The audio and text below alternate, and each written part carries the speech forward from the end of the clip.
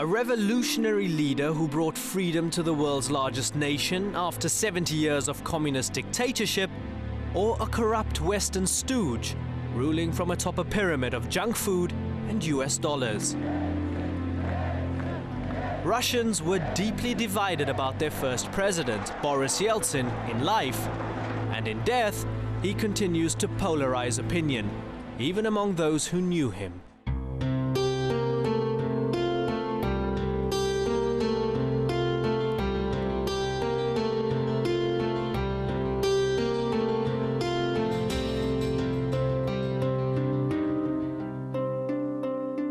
Boris Nikolaevich Yeltsin was born here in the small village of Budka on February the 1st, 1931. The village lies on the Asian side of the Ural Mountains, at the edge of the vast and inhospitable Siberian plain. He got his character from Budka. The people there are very rebellious. It's the Ural Mountains. Only very tough people can survive there. Life in the rural Soviet Union was harsh at the best of times. But Joseph Stalin's campaign to eliminate private farming and collectivize the land ravaged the countryside and terrorized millions of peasant farmers. Yeltsin was born in this simple one-room wooden house, and although poor, his family was targeted by Stalin's regime as kulaks, that is, rich farmers, and designated class enemies. First, they crushed his grandfather. Then in 1934, his father was arrested. Boris and his mother were thrown out of the barrack where they lived. He learned the lesson early on that you could rely only on yourself and on no one else. As for many of his contemporaries, the path to betterment lay in abandoning the countryside and embracing the opportunities of urban life. A bright, if unexceptional student, in 1949 Yeltsin settled in the regional capital SVERDLOVSK, modern-day Yekaterinburg, to attend the Ural Polytechnic Institute. At university, Yeltsin and his friends made a pact to holiday with each other every 5 years. Never once was this tradition broken, even despite Yeltsin's busy schedule in later years. Margarita Volkova is one of the group.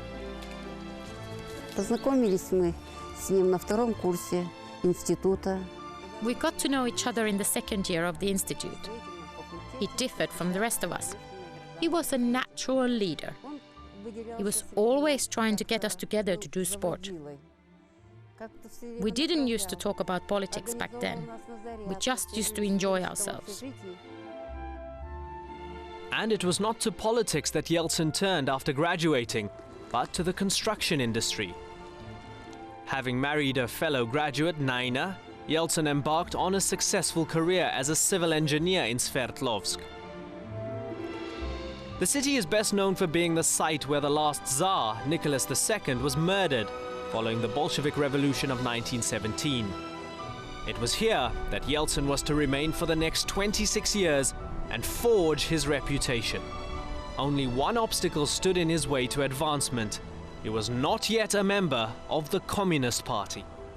The grip to power of the Communist Party was very strong. All the appointments in the country were made by the Communist Party. Every institution, every factory, every plant, every research institution, even institutions of culture, all of them had their own party committees that were the boss. At the age of 30, Yeltsin applied for and was accepted as a member of the Communist Party, a party he would later openly defy. 30 was rather late for an aspiring official, yet Yeltsin soon gained a firm grasp of socialist principles.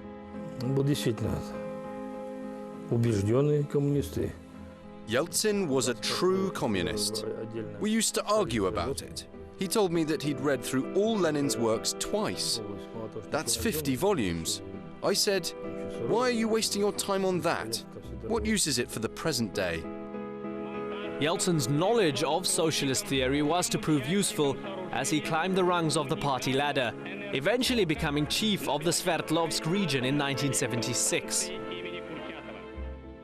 Those who worked under him remember an energetic official determined to make his mark.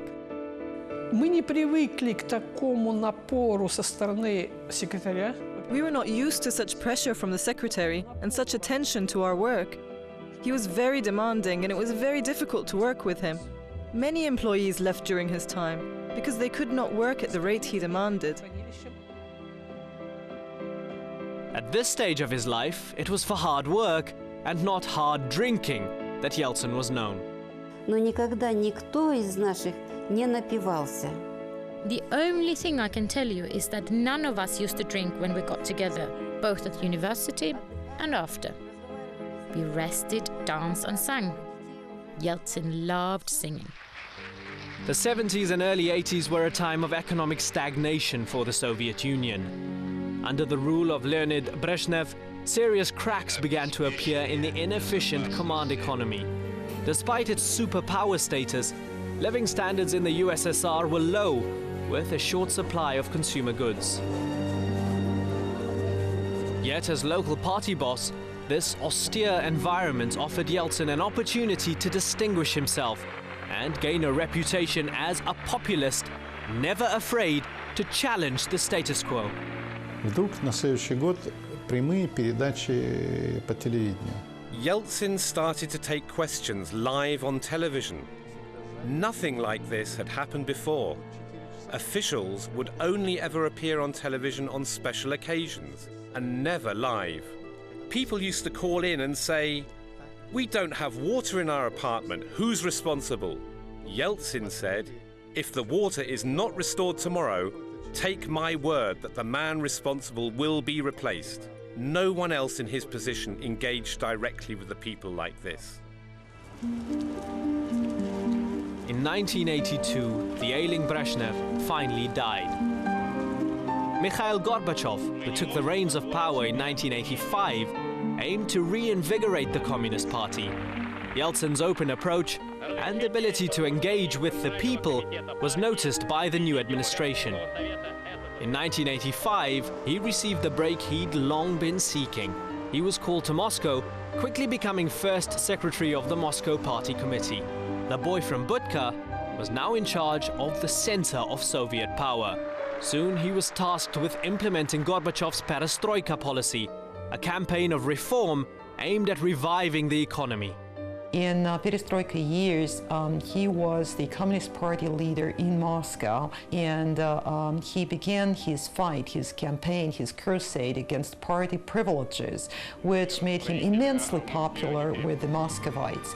He would drive around Moscow in a very modest car, or even take public transportation. He would drop in regular stores and look at the meager diet that was the everyday reality of the Russian people. However, Yeltsin's popularity and increasing outspokenness about the need for change did not endear him to the party leadership. At first, they had warmed to him. Now, they saw him as a threat. Бориса Ельцина вот сняли в 1987 году. Yeltsin was removed from his post in Moscow in 1987, but he remained extremely popular. 30,000 letters were sent to Gorbachev from Sverdlovsk saying, "Don't touch Boris Yeltsin. We will not allow you to finish with Boris Yeltsin." In Old Russian, the name Boris means warrior. And after his dismissal from his Moscow post, Yeltsin showed his ability to fight back, turning his short-term setback into a strategic victory. His actions in defiance of the party line had captured people's imaginations. I think that was a turning point for him, because since then he became an anti-communist crusader. He had a very high commitment. This was his life's cause. He devoted his life to ridding Russia from communist power, and never in his life as a politician did he abandon that goal. Refusing to disappear from the political scene, he took full advantage both of the swelling protest movement and of Gorbachev's attempts to introduce democracy. In the first elections for decades in 1989, Yeltsin received a huge mandate in his Moscow seat. A year later, he was elected to the new Russian parliament. Emboldened by his electoral success, and with an acute sense of timing, a year earlier the Berlin Wall had fallen and communist regimes were toppling throughout Eastern Europe. In July 1990, Yeltsin stunned people by resigning from the party. He began to be worshipped. It was a real worship when people cheered him wherever he appeared, when he easily gathered gigantic crowds around himself, when people chanted Yeltsin, Yeltsin at public rallies in Moscow, which in those days amounted to hundreds of thousands of people.